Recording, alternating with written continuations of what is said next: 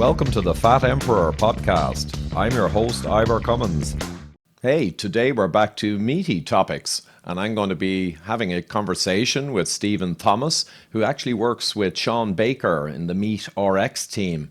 And he's a physical trainer and a diabetes dietary advisor, but he can explain himself.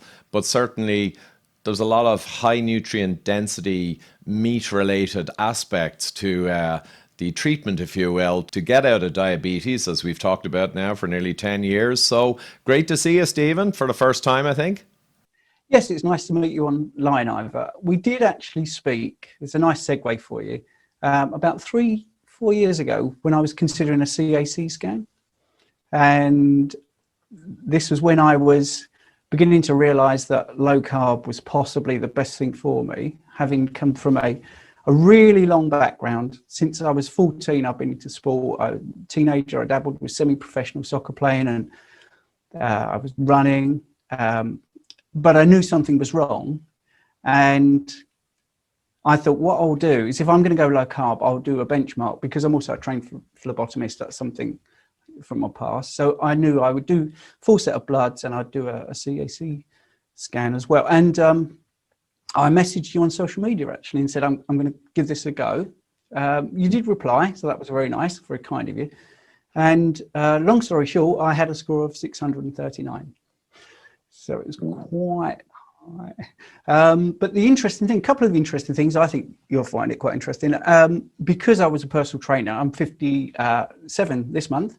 I went in and I thought I looked okay, but I was plump, and I shouldn't have been, because I was running 3 times a week and I was doing 10 miles plus and low fat everything and orange juice and porridge and all that sort of stuff. And I said to the radiologist as I was going into the machine, this is going to be terrible. This score is going to be terrible. And she said, well, why do you think that? Do you smoke? Do you drink? Do you eat junk food? I said, no, I do none of those things. I've done none of those things since I can remember. I mean, honestly, never drunk, never smoked, should have had a perfect score, should have been the poster boy for that type of thing. Strangely enough, my wife also had the same thing. And a little bit of a giveaway here, spoiler alert, she's never eaten bread or potatoes. So we went into the consultant and he said, I've got good news for one of you and really bad news for the other. So I looked at Jane and said, I think you're going to be the winner here. And she had a score of 0. Absolutely brilliant score. She's 52. So that's a really, really good score. And he said, you're 639. And this is the bit I think you'll really enjoy. So I said to the consultant, is that a really high score? He said, well, before that, can I ask, was it Ivor Cummins that sort of got you onto this? She said that. So I said, yeah, he's a good guy, isn't he? So that's why probably I'm here now, because I've followed your channel for a long time, and so many things, so many guests you've had have just married up with what I'm seeing and what I'm thinking. And I go back to my training. We'll go on in a minute about that. But there were so many times I put my hand up in a lecture or spoke to a tutor and just said, this makes no sense. It makes no sense. What you're telling me just doesn't make sense. You know, the most obvious one is when I did my diabetic and obesity specialism, was it kept coming up. You know, the more carbohydrates, the more you medicate. And I kept saying, surely, if you have lower carbohydrates, then you have lower medication. Surely that's a good thing. And to me, it was that my whole life in the last 6-7 years has been about, it almost seems like whatever you're told, do the opposite. It really does begin to feel like that. Yeah, no, it's extraordinary. It almost is the opposite. I sometimes mention, of the health advice from the authorities for the past 30 or 40 years, if you flipped a coin randomly, you'd be highly unlikely to get it wrong so many times. And yet they have. Now, I think industry support and research and industry education of medical professionals has helped all those coins be the wrong way around. But that's the way it is. And, we have a 57-year-old top sportsman, team captain, one of the top Irish teams. And he came in over 1,000, 1,200 on a calcium score. And he was relatively very slim and still staying fit. But again, he would have hypercharged with carbohydrates done a lot of training, a lot of carb, low fat as well, and kind of flora and vegetable oils. So unknowingly, they're doing all the kind of the wrong things, but perceiving they're doing it great. Yes. I mean, I can remember in my 20s, I should have had a little bit of a wake up call because I had a very bad back. I was bodybuilding. I did a bodybuilding tournament. I was in LA. I was doing the egg white omelets and freshly squeezed orange juice and low fat yogurt and all this sort of stuff. And I had a really bad back pain. And when I got back from training over there, I did the tournament, and then I had a really bad episode where I was hospitalized. So I was 23 and I was shown an x-ray of my hip and categorically told by the time I'm 50, I will be in a wheelchair. I was that bad. So obviously, at 50, I was still playing soccer at quite a bad level, but, I was still playing football and I was still running. And I can remember thinking, it doesn't feel right. I don't feel like my athletic career is finished. And I went to an osteopath actually, and within 3 days, it was totally fine. Whereas I was on some really big medication for pain killing and an overnight stay and a spinal tap and everything. And then I had some manipulation 3 days later. I took myself out of the hospital actually. And here I am. I mean, I'm still a personal trainer.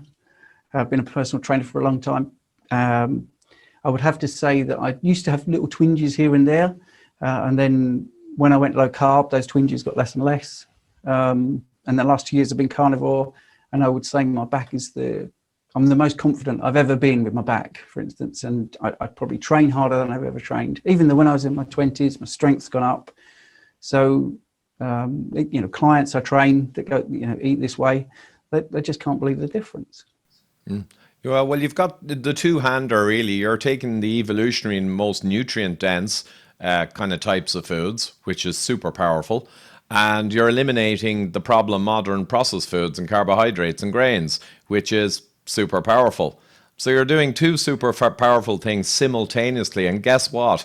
The machine responds kind of super amazingly. And we're seeing that all over the world. So most of the people I deal with, in fairness, are, low carb type people who get extraordinary transformations. And Paddy, the sportsman I mentioned with the huge score, he largely just went low carb, meat, fish and eggs and vegetables.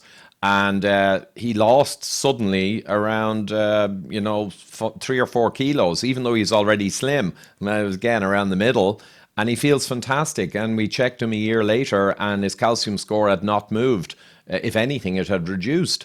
So these are incredible interventions. Maybe we'll talk some more about them. I mean, you're more on the carnivore end, obviously, MeatRX. But how are these people doing in generally? Are they getting transformational responses or just kind of graduated or incremental improvements? Well, pretty much you summed up everyone's journey, to be honest. So in the last year, possibly the only thing that's come out of lockdown is I do a lot more online coaching. So I've snuck that in there. That's possibly the only thing I can see that's good about it, is meeting people from around the world who are interested in improving their health. And I would say that weight loss might bring some people to the platform, but they soon realize that health is the first thing. And the weight loss almost is like a side effect. And I think that makes sense when you start looking at the healing side of things. And I can give you some raw numbers. You like empirical data, don't you? So I know I've had 107 clients in the last year. And I would say probably 100, have all done really well. I mean, I've got 48, I think, 5-star reviews on the MeatRX platform, which is really nice for them to say. But mostly it's simple things like the skin's cleared up, the fibromyalgia. I mean, people with fibromyalgia, I've got a couple, and so they've gone from about 500 steps a day to in excess of 10,000. But they've also lost weight, and that's not because of the activity. It's definitely the difference in the diet, more energy, mental clarity, those sort of things. So if you look at Sean's website, we have reams and reams of pages of actual success stories, real people. There's a lot of video footage where they've resolved so many different things, GI issues, problems with the colon, mental clarity, skin, just overall energy. It's incredible. And the weight loss, if I compare it to say 6-7 years ago when I was doing personal training, it was really hard to get people to lose weight. I know a lot of people think, well, it's not compliance, but the people I was seeing, some I was seeing 3 times a week, I knew what they were eating. And I was really happy if someone said, oh, I've had a 9-pound weight loss. Well, now I'm getting people reporting 98-pound weight loss, 20-pound weight loss. A guy in Florida, 20 pounds in 6 weeks, all healthily, coming off. He's looking great. He's much more vital. Chap this morning, he said, I can't believe it. Even my memory feels better. It's quite remarkable. Now, I know you're also going to say it's anecdotal, but there are thousands of people on the MeatRX platform, thousands in the success stories.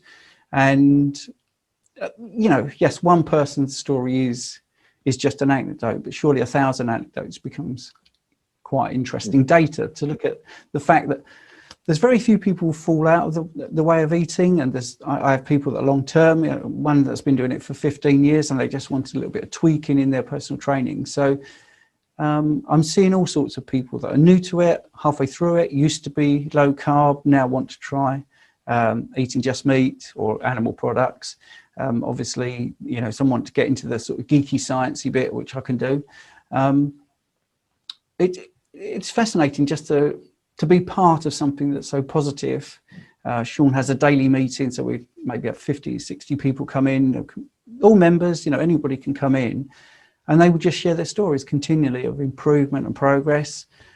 Even chair-based. I had a lovely lady who couldn't exercise at all, very depressed about putting on weight, ex-nurse, so, very qualified actually. So she knew all about medications and what was going on. She tried carnivore. And last week she just messaged me, said, I can't believe it, I'm exercising. She turns up to the meetings now, she exercises on screen and she listens to Sean. And 17-pound weight loss, she looks really healthy. Everyone's saying she looks really healthy. So there's got to be something to it, I think. Yeah, well, more than something. And the anecdote, the plural of anecdote is science. I mean, empirical observational science in a sense. And now there's thousands in MeatRX, and of course Sean is superb for putting all this thing together, an incredible kind of organization. But if you go beyond that into mostly animal products like meat, fish, eggs and vegetables, not pure carnivore, you take the anecdotes up through the roof, hundreds of thousands. And it's always the same result. But the key thing for me is if you anecdotally hear about something or observe it, it may be true or not. But then you can add mechanistic science. And there's no question, but there are myriad papers and mechanistic papers where we know if you switch to meat, fish and eggs and maybe above ground non-starchy vegetables, if you don't want to be fully carnivore, and you remove the rice and the potatoes and the breads and the toxic vegetable oils, the seed oils, if you do that, mechanistically from all the science, you're going to see a dramatic improvement in health, drop in blood pressure, drop in insulin, drop in glucose, increase in adiponectin, drop in leptin, yada, yada, yada. So we know all the mechanistic science says X will happen. And then you have hundreds of thousands of people which validate that X does happen. And then outside of an RCT, you're essentially almost a randomized control trial. Not quite, but then we have all the RCTs that also demonstrate this reality. So we're way beyond anecdote. This is almost, I would have to say it, and I know the high carbers and the plant people won't like this. What we're saying is almost elementary science. It's almost basic, obvious even, which is great. Yeah, I mean, that's going back to the common sense thing. Because I've come from the outside of the medical industry, when I did my personal training, you probably guessed that I like to be qualified. I'm doing my second degree in my life right now, actually, a science degree. When I came as a personal trainer, I was always the one that said, well, why does that work? How did you come to that figure? Calories in, calories out, for instance, is too simplistic, reductionist, and actually not practically what happens in the real world. So I didn't feel I was happy with the level 3 training. So I did the level 4 qualification, which was a bit more in depth. And what that does, it's part of what's called the GP referral scheme, where you're qualified to a level where a GP could feel comfortable sending someone to you because you've done that extra qualification.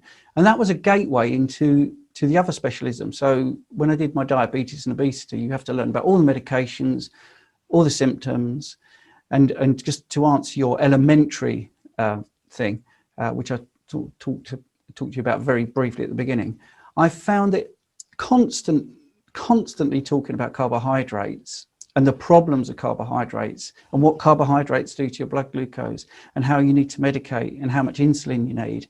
And I kept querying and just saying, well, why don't we just reduce carbohydrates? Why don't we look at the type of carbohydrates? Why don't we look at that and just basically remove as many as possible? Now, in the structure of the mainstream qualification, and I'm not criticizing the tutors or anybody that put the course together, because again, they're it's top down, isn't it? So they're getting that information.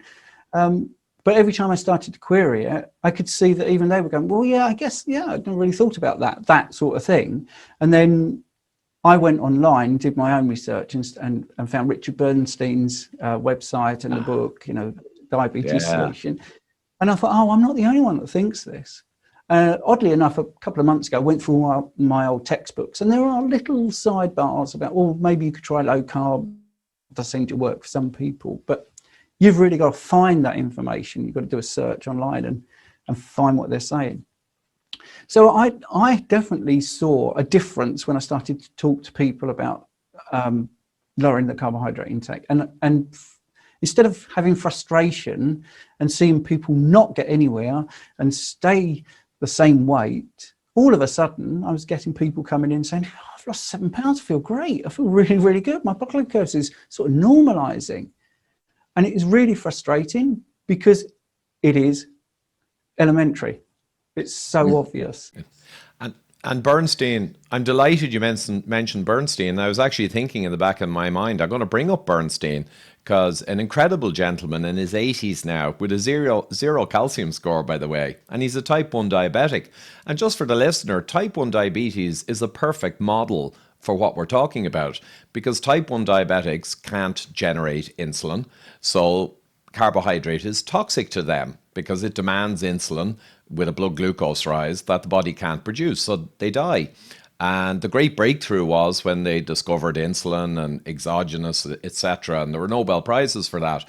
But the thing is that type 1 diabetics become essentially type 2 over time because they end up hyperinsulinemic, because they keep eating carbohydrate, but injected insulin is not as effective as when it comes out locally in your pancreas, along with your alpha cells, and controls glucagon. It's much less effective. So when you inject in the periphery your insulin, which saves your life, but the more you inject, the more your body becomes insulin resistant. So type 1 diabetics end up developing the pathologies of type 2s. So, and type 2 diabetics who have too much insulin and their pancreas is pumping it out, they burn out and then their body can't produce enough anymore and they become like type 1 and need to inject. But when you put it all together, it's exactly what you say and what Bernstein discovered 60 years ago, the law of small numbers. If you reduce the glucose and carbohydrate right down, the whole system improves by definition. Whether you're a type 2 and your insulin drops and your whole body repairs it, begins to repair, or whether you're a type 1 and you take a lot less injections and you develop a lot less insulin resistance and insulin toxicity. It's all, again, elementary. Diabetes is essentially a disease of carbohydrate intolerance, whether type 1 or type 2. It's the biggest disease in the world. It causes the most heart attacks by an astonishing margin, more than any other problem. And it's a disease of carbohydrate intolerance where the machine can no longer safely process carbohydrate. It's an absolute no-brainer to remove much of the carbohydrate from the system and then allow it to repair itself. It's elementary, right? It is, yes. I mean, the American Diabetes Association have just done a easy-to-use guide. And it's actually full of misinformation. One of the things they say about type 2 diabetics is they don't produce enough insulin, which I think is great. Oh yeah, it's in the black and white, it's there.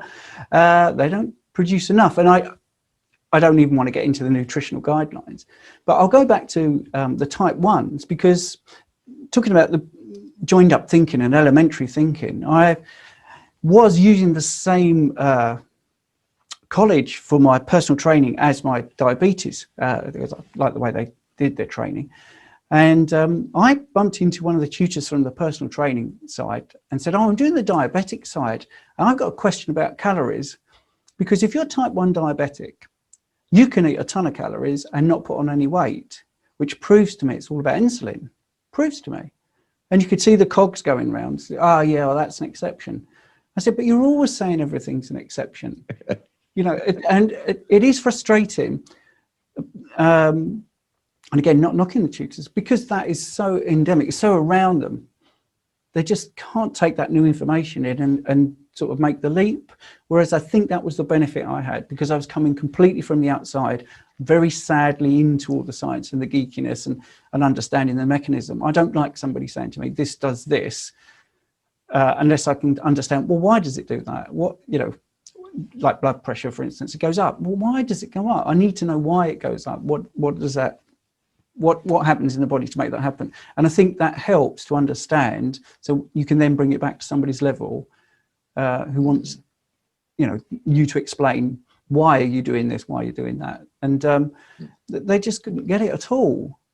And I have a real bugbear about a lot of the training that I had, because I just know it was not correct, and made actually sense very superficially, like calories in, calories out, makes sense superficially. But if you look at the calories in meat, for instance, or in protein, they're going to be used completely different to the calories in. When you initially look at what is a calorie, so the thing is, Ivor, as soon as you start talking about things like this, you have to dial back to, well, I'm making an assumption here that calories are actually the adequate measure. Well, they're not. I mean, burning food to see the energy to make some water go up 1 degree is nothing like what happens when you put the food in your body. So when we did this very simplistic thing where there's 4 kilocalories in a gram of protein and 4 kilocalories in a gram of carbohydrate, that doesn't mean that protein is going to be used to generate energy. It doesn't mean that, because it's going to be used for building, whereas carbohydrates undoubtedly are going to be making ATP and building your energy stores up. That's it. So they're not the same nutrients. So you can't go gram for gram. They're both offering you 4 kilocalories, because that protein is going to be building structures in your body. It's not going to be used for energy. So dump calories, maybe look at energy in, energy out, look at protein properly. Well, absolutely. And Dr. Ted Naiman, a buddy of mine, puts it the best. He said, always think nutrient density. How do you get the maximum nutrients per calorie? And if you always focus on the maximum nutrient density per calorie, and you only did that, well, A, you'd end up eating a lot of meat, fish and eggs, right, by default. But B, if you only did that and truly did that, you'd end up on the best diet, and you'd end up losing weight, and you'd end up getting healthy. I had a debate with a professor of nutrition on primetime television in Ireland 2 years ago. Now, he's a big food industry guy. He works with the ultra-processed food industry, and there's massive bias. But they essentially said a calorie is a calorie, whether it's from a carrot or a cake. And he actually went on the record. I mean, these guys working on behalf of industry go on the record with absolute nonsense, trying to equate a calorie of cake with a calorie of, in this case, carrot. But other examples used were, or the one I used was, okay, I eat 1,600 calories of salmon a day for the next 10 years. Or I have 1,600 calories a day of Coca-Cola. Now, what are you going to see at the end of 10 years if we have 2 people? The same calories. It's so elementary. We're back to that word again. But yeah, no, I agree totally. And the ultimate nutrient density, and this is why, you know, Dr. Naiman and all the others, he's not strictly pushing carnivore, but he's talking about chicken and meats and eggs and fish, nutrient-dense foods. You can have your vegetables if you don't want to be carnivore, if they're non-starchy, but he has a perfect quadrant where you have the high nutrient density per calorie up the top, and we know what foods they are, and then right in the bottom are donuts. And like, that's the spectrum. Where do you want to be? You move right up to the optimum. Guess what happens? Your blood pressure collapses, your visceral fat disappears, your autoimmune conditions from all of these plant world proteins that trigger through molecular mimicry, all of those problems like Crohn's, like, celiac, all these autoimmune, lupus, they all fade into the background when there's only meat, fish, and eggs on the table. That's it. Yes. And it is simplicity. Yes, we can overuse the word elementary. And the results are very quick. I mean, this is the thing that I think frustrates some people that don't adapt as quick as others. For some, it is literally like a magic wand that's just been waved, and it does seem too good to be true. I mean, I was pre-diabetic when I did my bloods. I remember that. Quite scary. Obviously, I was getting fatter and I was getting diabetic. So, I've seen that completely reversed. But now, one of the things I do, I host the weekly meeting on MeatRX for the diabetes members, or the diabetic members, and anyone can come along and talk about their continual glucose monitors or their keto mojo or whatever they're doing.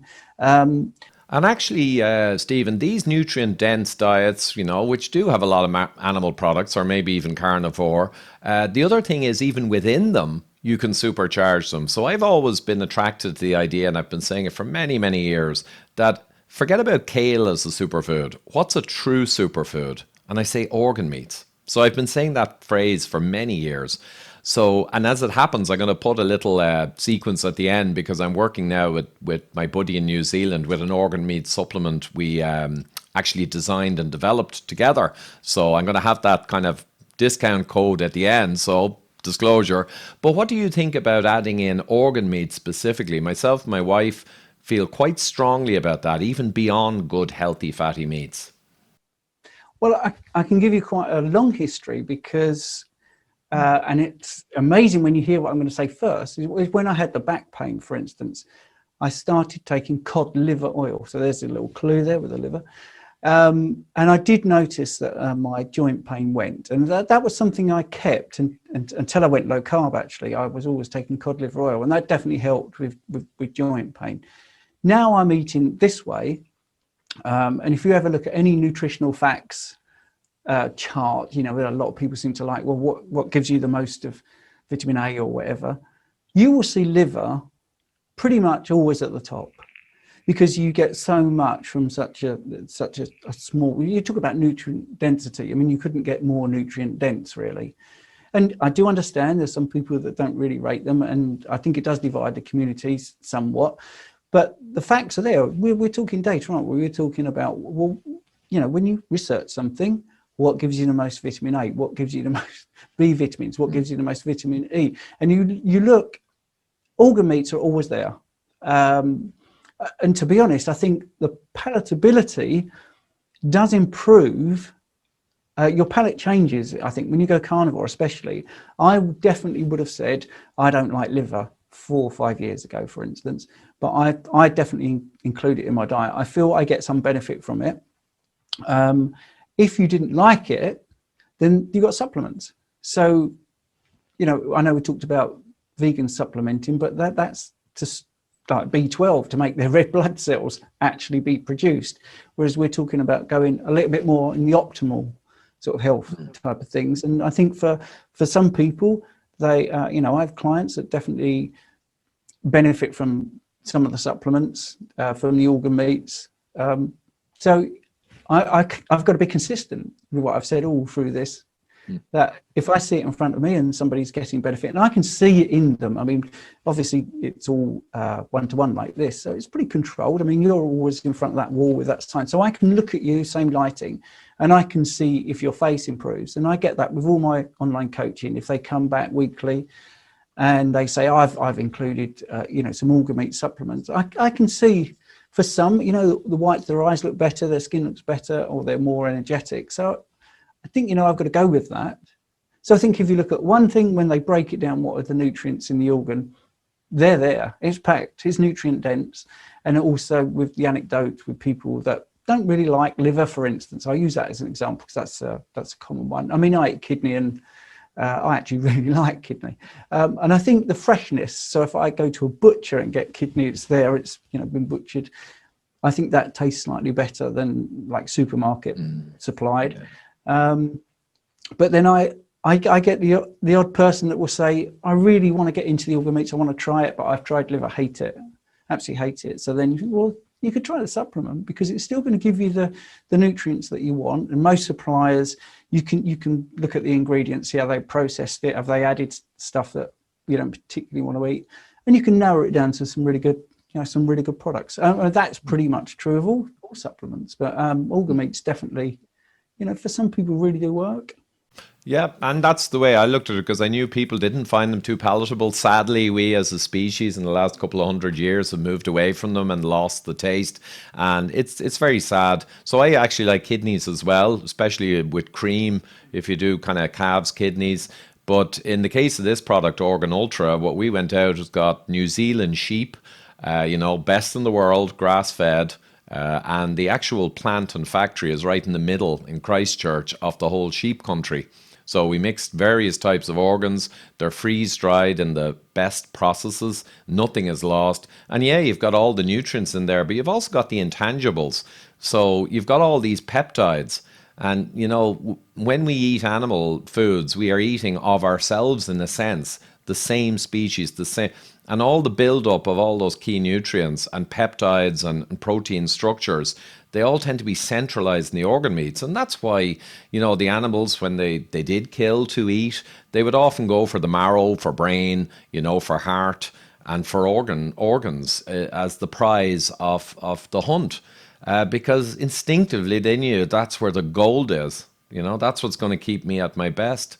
So yeah, it's a great idea for people. If they've got the money, though, I think is fair to say, because in fairness, it's not cheap to take all these things under FDA regulation and fully manufacture, ship, and quality control, meet all of the guidelines. So it is more for people to have money. Otherwise, as you say, you can go to your butcher and go it your own way, which is perfect, also a way to go. I mean, some butchers, they can't sell kidneys.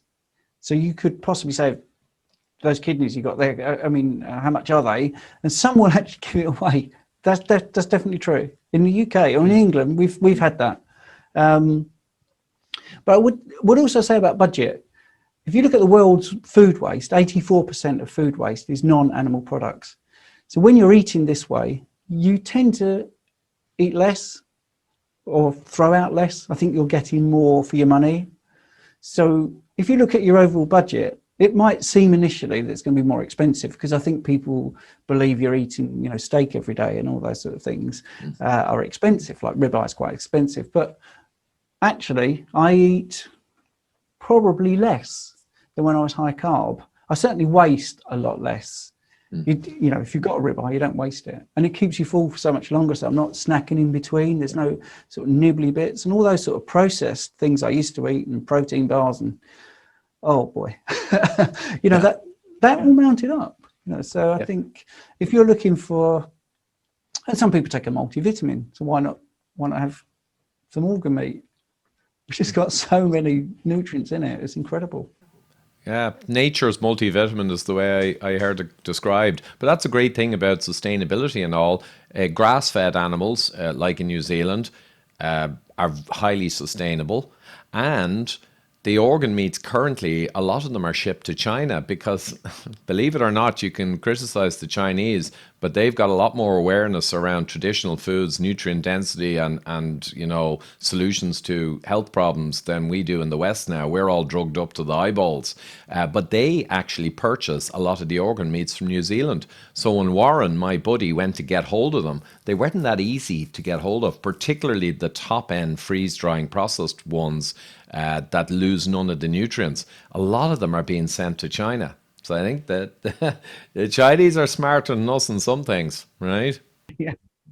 I think the continual glucose monitors have been a real godsend, and it certainly backs up what you're saying about eating meat, because what they're seeing, especially people that are completely new to this way of eating, is the foods that they thought were okay and have been told constantly, they're okay. Breakfast is the most important meal of the day, says John Harvey Kellogg. I'm eating what I think is right, and then when I look at what's happening to my blood sugars, it's atrocious. And making some really simple connections. I had a banana the other day. It was exactly the same as a Snickers bar. And it's like, yeah, it's sugar. It's sugar. I'm not knocking bananas or Snickers bars, but they're the facts. It raised the blood sugar up. So then they start eating, some are okay with steak and eggs, and they feel fuller for the rest of the day. They eat less in the long run. Obviously, that keeps their insulin down. And they can look at their medication charts, because a lot of people that are diabetic do keep really good data of their own readings, and that makes total sense as well. And they can see over time that their blood glucose is normalizing. It's not spiking. There's no sugar crash. They're feeling less hungry, which is obviously good. Looking healthier. Seeing some of the reversal in pains or fatigue, which is a big thing that they talk about, and even the dawn phenomena is less pronounced. So even their morning blood glucose is less pronounced. And I would say that's possibly the high levels of fat in the diet, giving slower release energy. However you want to look at it, it's just the chemical release of energy from the food is just slower and easier to manage and more appropriate for the body. Absolutely. And, you mentioned there, it's a very important thing. Myself and Dr. Gerber, in our book, Eat Rich, Live Long, we emphasize meal skipping. So we don't really want to get into driving fasting per se. Just consider it meal skipping. And when you eat nutrient-dense foods that are proteinous and very valuable, like the meat, fish, eggs kind of segment, you'll have much more satiety for many biochemical reasons, and you'll be able to occasionally skip meals much easier. And that fasting behavior in itself is highly beneficial. And we have all the published papers on it that show that the increase of beta hydroxybutyrate at a neurological level is one of the reasons why exercise makes you have better mental acuity and better neurological health. Well, you can achieve that also through fasting. It's like the exercising where you're doing nothing. So there's all of this. It's kind of all good. Actually, just the CGM there, those are super powerful tools for sure. Or even the prick meter. I got this thing a couple of weeks back. It's a Whoop, WHOOP, and you pay monthly. And you don't pay for the device, but you pay monthly. And it's incredible because it measures your heart rate variability, which is crucial. It measures all your sleep cycle. And without question in my mind, it's the top in the market. There's lots of devices for this. And I'm not sponsoring it, by the way, or anything like that. But it is unbelievable. And you see, if you eat carbohydrate or you kind of cheat or you have too much wine or alcohol, this thing tells you the next morning when it downloads the data, it screams at you. I mean, it's unreal. And if you have a huge steak or something and you go to bed on time and you don't have, say, too much wine, you have a glass maybe, the next morning, this screams at you. It says, yes, it never lies. It's amazing.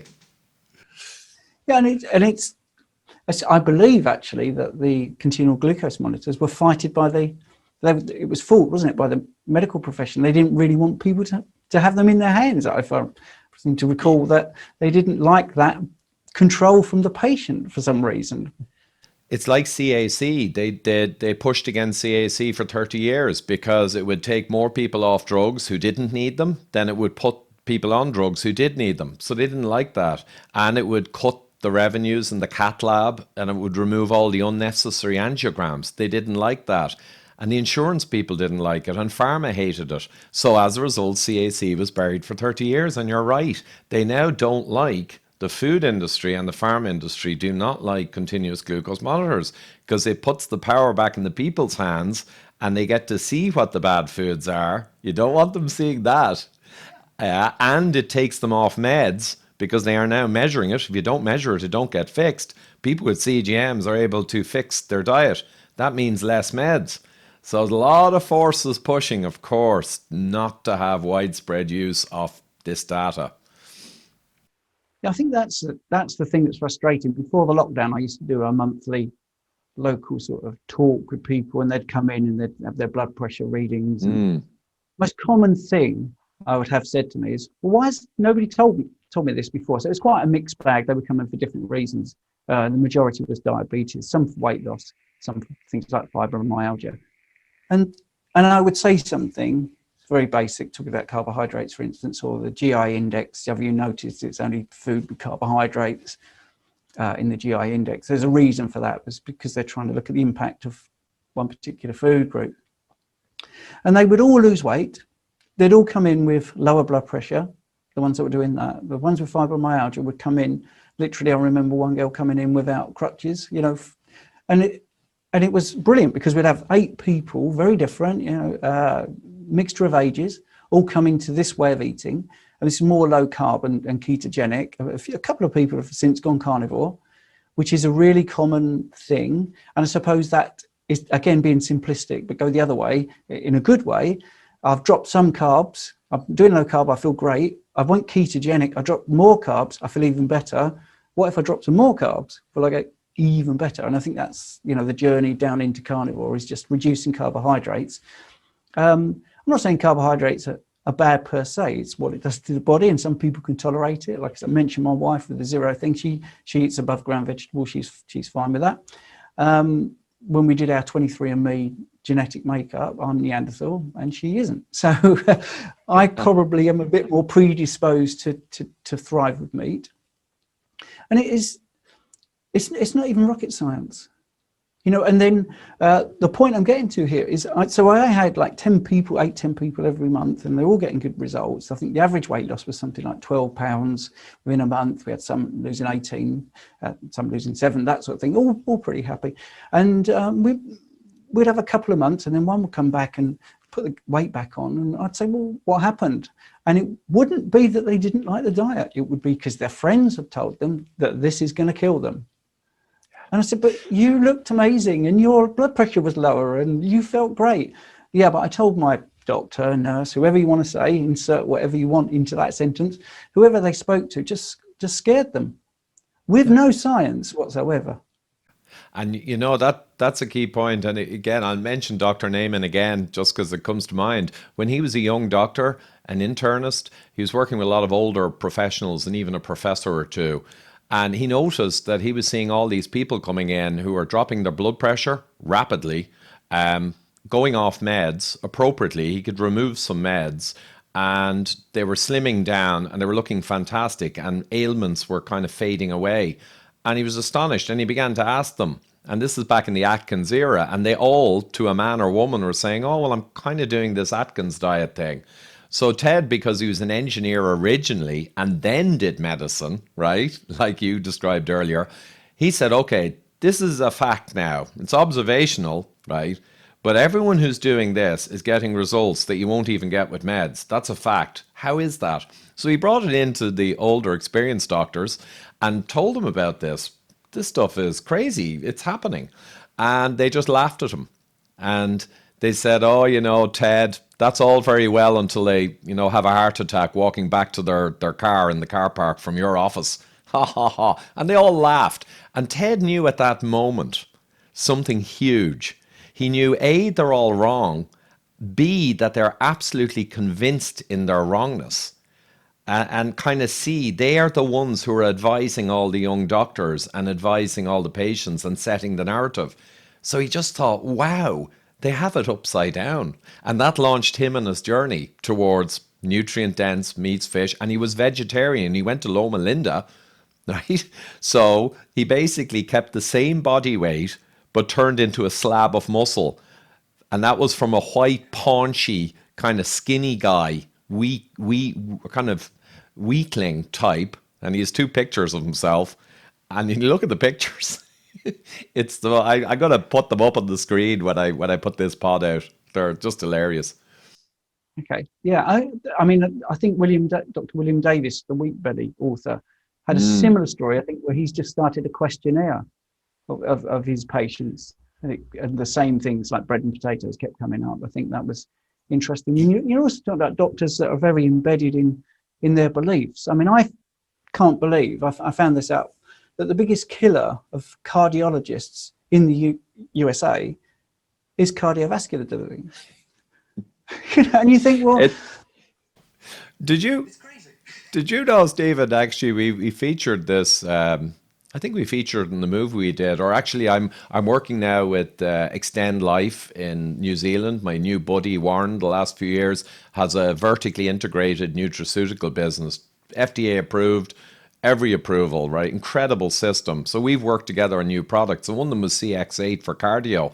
But in the advertising for it, we showed short video clips from just 2 years ago. And the president of the American Heart Association, right, 52 years old, gives a speech about heart disease. He's a cardiologist and the president.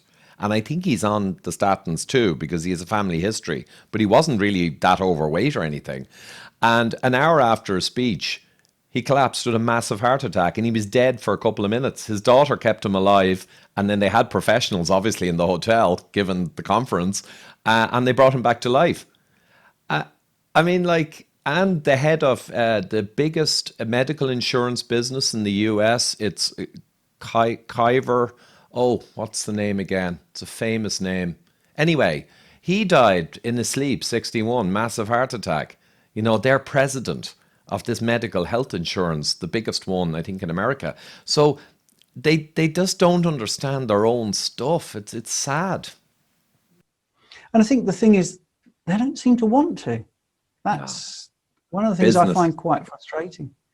And they will defend their position with, terrible epidemiology or some sort of associational study and think that that's proper science. And I think what frustrates me the most is, as an outsider,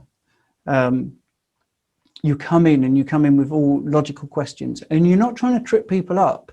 You're just trying to understand what you're saying, or what you said on Monday doesn't work on Wednesday. That's counterintuitive. So we use you did the analogy there of Coke and salmon. I think that's something I said. I remember saying, so if I had chocolate chip cookies and I did 1,500 calories of that, and I had 1,600 calories of meat and veg, you're saying the cookie diet would be better for me? And they were like, well, no, obviously not. And I'm thinking, well, you've just said obviously. So if it doesn't work on a very basic premise, you can't then extrapolate it. You can't say, well, that doesn't fit, so let's do a different thing that sort of fits, because that's not how science works. It's a bit like saying anything about numbers. They work. Maths is interesting because if you do this and this, you get this result. So when you look at how much weight you should lose, there's this stupid calculation that if you have a calorie deficit of 3,500 calories over a period of time, you lose a pound of fat or something like that. And that never works. I mean, people have studied that. I think it was Zoe Harcum who actually wrote to the NHS and said, where does this data come from? It comes from nowhere, absolutely nowhere. And there's no practical proof that works. Whereas this way of eating, you've only got to go on to, I mean, I don't do social media. I stopped because it went crazy. But, when I was doing the social media, I would look and you could just see reams and reams of real people with no vested interests, before and after pictures, saying, I've gone keto, it's changed my life. Say what you like, but it's worked for me.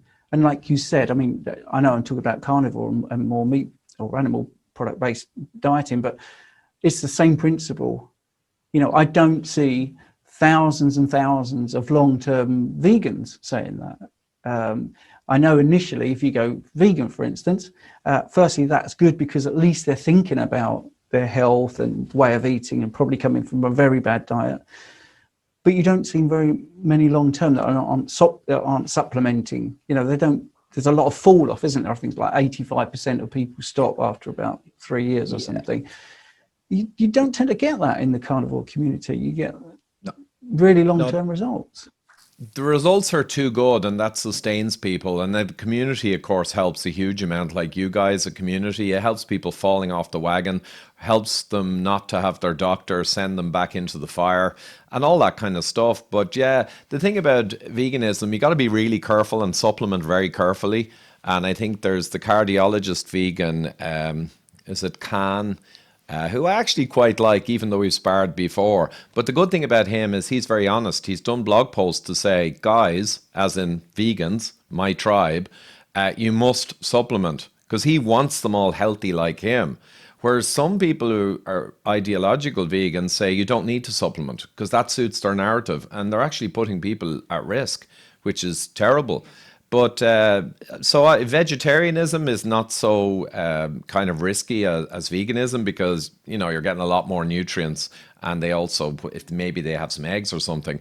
But yeah, eating the most nutrient dense, most kind of Paleolithic or ancestrally appropriate nutrient dense foods is always going to beat the others. It's just kind of the nature of it, really. And the other thing is the associational problem. Yes, indeed, on average, vegetarian and vegan do pretty well, but that's because on average, they are very health-focused type people in general. Whereas the guy who's eating the burgers and the meat and is showing up as having higher meat in the associational study, often that's the guy who'll also smoke, take risks, and won't care too much about his or her health. So all the associational studies are junk. They did one actually where they looked at only medical doctors who were either meat eaters or vegetarian, and they showed there was no signal of benefit for vegetarian that we hear about. And that's because they simply controlled for the type of person, and even then not fully. So yeah, it's kind of a slam dunk, to be quite honest. Yeah, I think the biggest benefit, I think, of an animal-based diet is your skeletal muscle is definitely, there's more mass, there's more muscle mass. So you definitely retain more muscle mass, and I think that's a sort of good indicator of long-term health. I know there's no randomized controlled trials for carnivore. It hasn't been around long enough in sort of Western society really to do that. And I know Sean Baker is doing that. He's actually got funding to do a proper trial, which would be really interesting.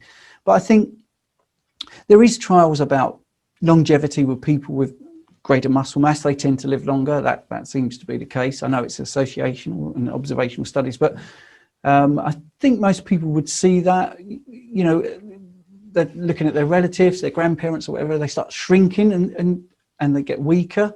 Whereas if they stay vital, I mean, my father-in-law is 77, massive guy, likes his meat and all this sort of stuff, very active, building walls and all this sort of typical northerner.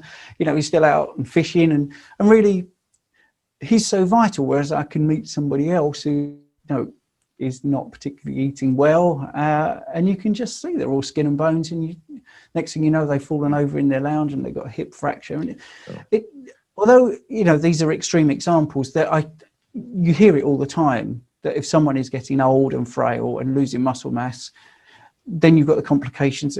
If they do get a fracture or if they fall, that sort of thing, then it's pretty much downhill after that. And actually, there is a lot of science on that association, and it's powerful, and it is causal. Ben Boccaccio, a good pal of mine on the West Coast, he's 50 years now, and what we're talking about, and training, and the best types of training, like stress exercise to failure rather than running around the block constantly, all that stuff. But he showed me studies, and I had a few myself, that muscle capability as you get older is the best predictor of longevity and health. And it beats all the blood tests put together. I mean, they even did studies where they literally just had people and they had to get up off the floor using one hand, and they timed them and all those kinds of simple things, muscle density, strength. And the prediction then over the next few years of how those people fared was extraordinary. It beat all of the blood test predictors of future ill health. So, muscle density and capability is a huge thing. And everyone, as they get into their 50s, should all be thinking that. How do I have high heart rate variability, sympathetic, parasympathetic nervous system balanced, and keep muscle and even build muscle as I get older? That is the path to longevity, but also to quality adjusted life years.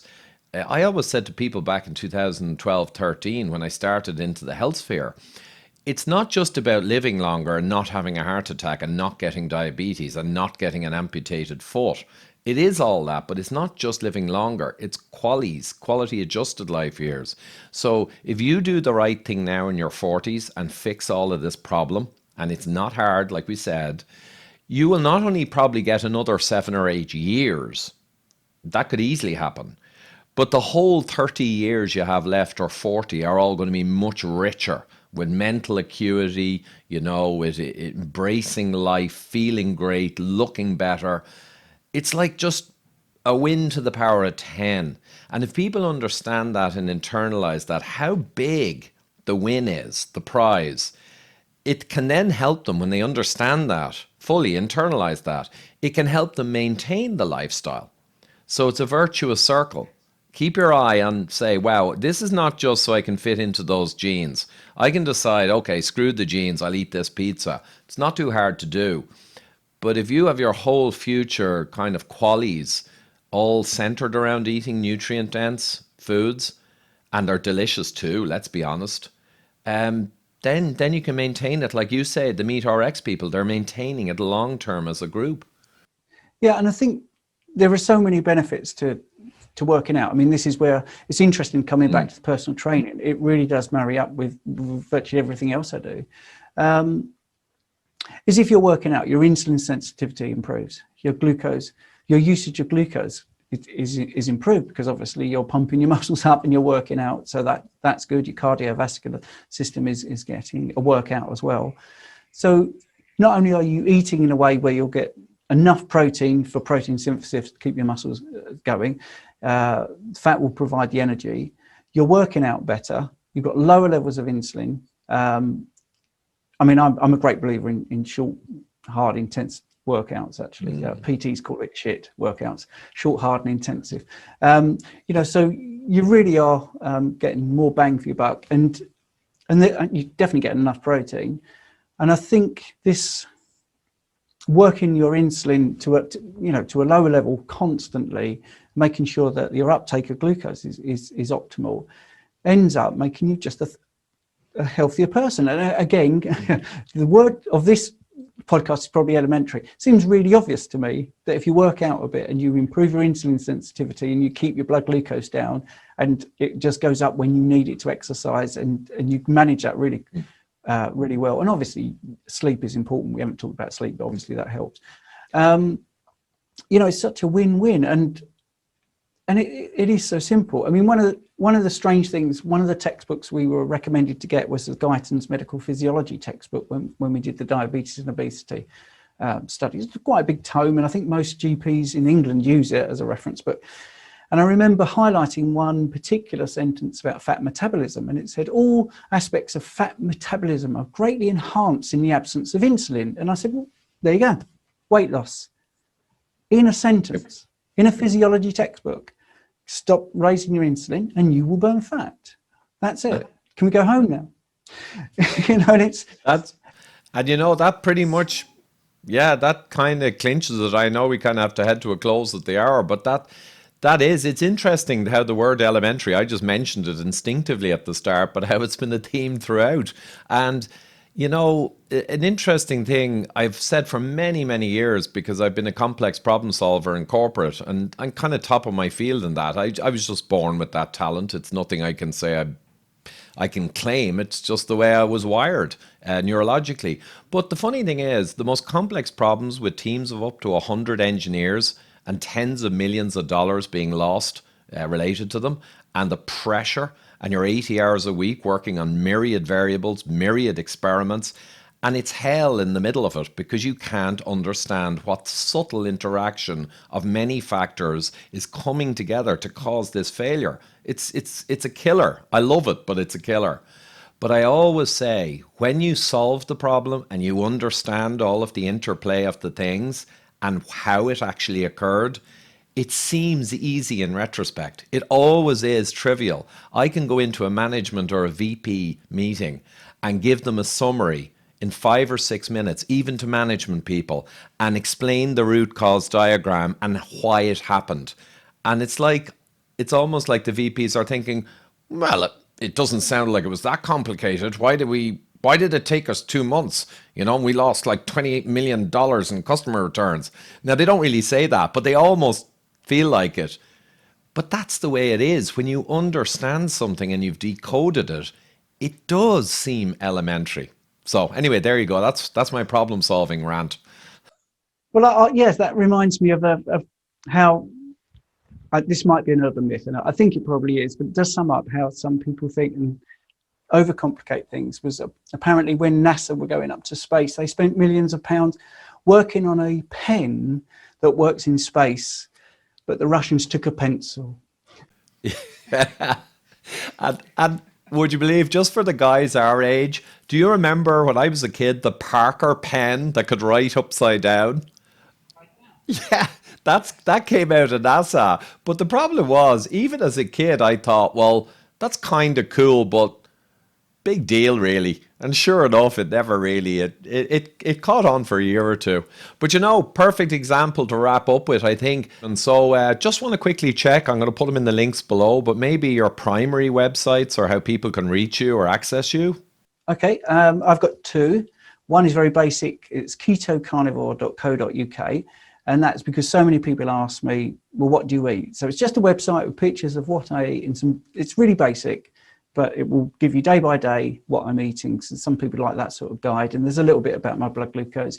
And for those that are a bit more interested in the science, I've got optimalhealthcoaching.co.uk, which is a bit more sciencey, a bit more geeky, talks about research. There's studies on there, stem cell research, which is what I'm doing my honours degree in.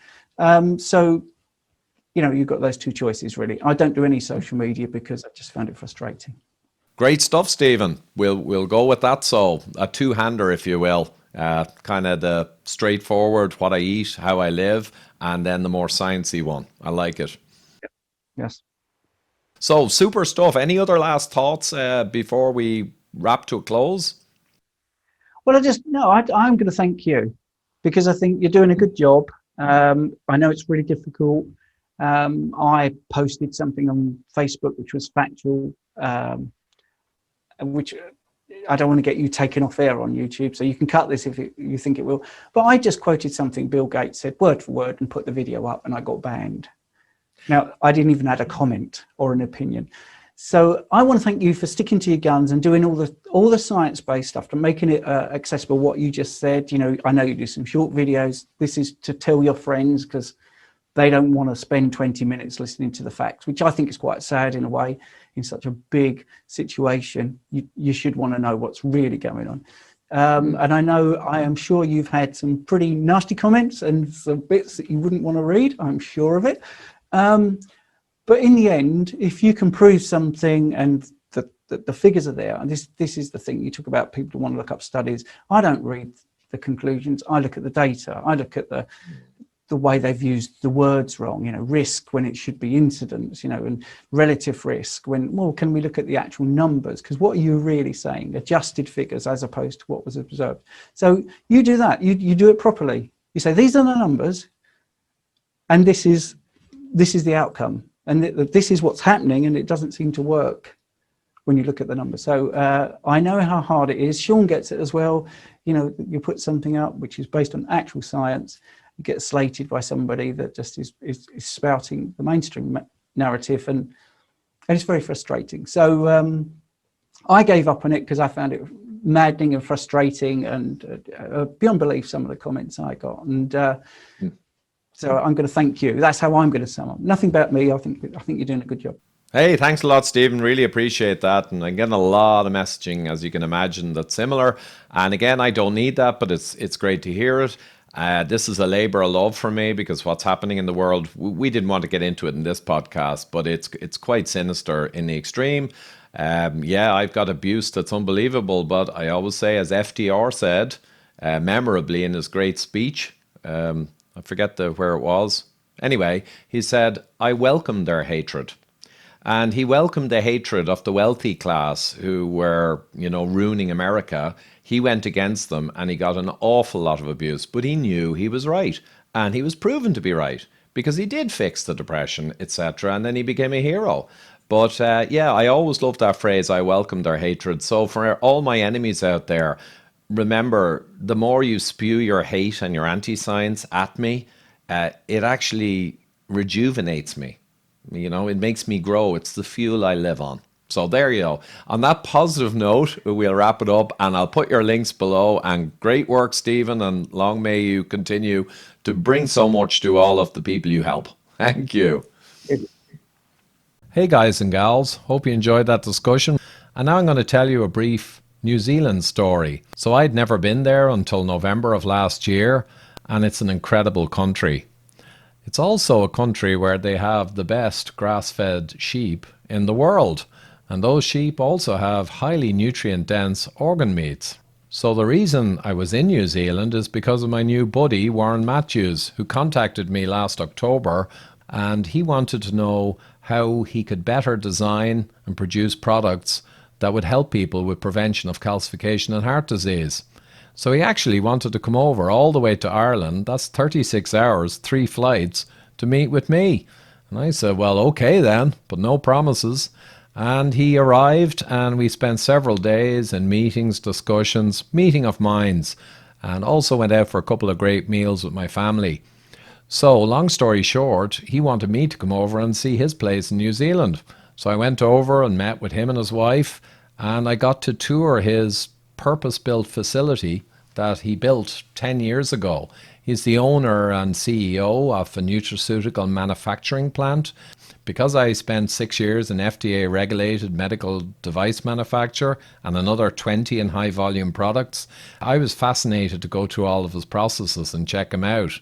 So they have state-of-the-art clean rooms, they're fully regulated FDA and all the other bodies, all throughout, spick and span, modern equipment, perfect facilities for high-quality manufacture. Everything double weighed, double counted, double checked all the way through. So a really tight ship. They also have some of the best equipment that's available, like 3D blending, robotic and computer controlled. And they have, of course, processes for encapsulation and microencapsulation to protect the products so they actually reach their target rather than being degraded by stomach acids, etc. So everything covered. But let's get back to where we started the story. So I indeed gave Warren a lot of advice on various aspects of products best for heart disease, but I also gave him an idea. I said organ meats are a passion of mine. I eat them, my family eats them. The kids aren't so fantastic, to be honest. But what if he could produce a supplement made directly from the best organ meats in the world, i.e. New Zealand sheep organs? He's in Christchurch in New Zealand, right in the middle of sheep country, and there were multiple suppliers. The best was procured, and he went through all the development process to get the perfect organ meat supplement produced. So it took many months, and now it's actually available, and of course I can give you guys a discount. Warren suggested it was only fair, after I was the inspiration, that I could extend to my followers a 15% off offer. And you can see the code there, Ivor15, and the link to the website will be in the description below. And this will help me keep things going here. It'll support me in a small way, but primarily give you that discount. So I don't generally promote products, as you well know, but in this case, the personal relationship and the hand I had in developing it, and also my complete confidence in the ultra high quality of this, enables me to do this for you guys. Please share and make people aware that the best product in the organ meat world is now available. It ships all over the world. You know you're getting the best possible alternative to finding those organ meats and cooking them yourselves. By all means, if you can, it is ideal to make these part of your daily diet. But for a lot of people, as we explained, that won't be practical, or they won't really sustain the habit. And therefore, this is a perfect product for those people.